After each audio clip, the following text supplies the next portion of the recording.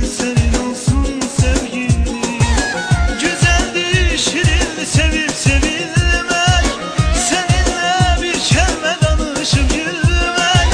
Güzeldir şirin sevip sevilmek, seninle bir kelime danışıp gülmek. Hasretten gizlice bir an görüşmek, bu can senin senin olsun sevgilim. Hasretten gizlice bir an görüşmek, bu can senin senin olsun sevgilim.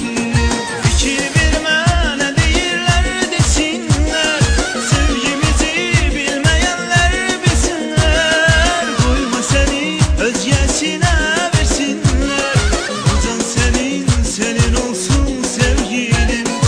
İki bir mene değiller desinler, sevgimizi bilmeyenler bilsinler. Koyma seni özgesine versinler, bu can senin senin olsun sevgilim.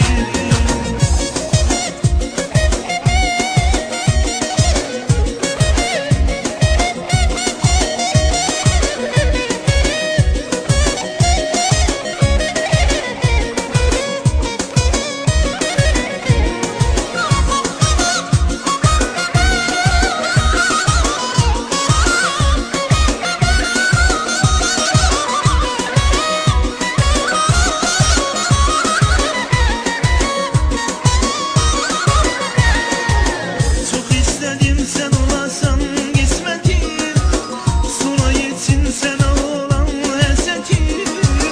Seni sezdim olasan son muhabbetim, bu can senin senin olsun sevgilim.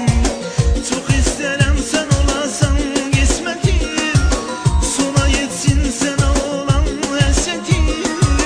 Seni sezdim olasan son muhabbetim, bu can senin senin olsun sevgilim.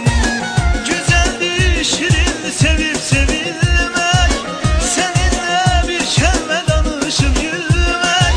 Güzeldir şirin sevip sevilmek, seninle bir kelime danışıp gülmek. Hasretten gizlice bir an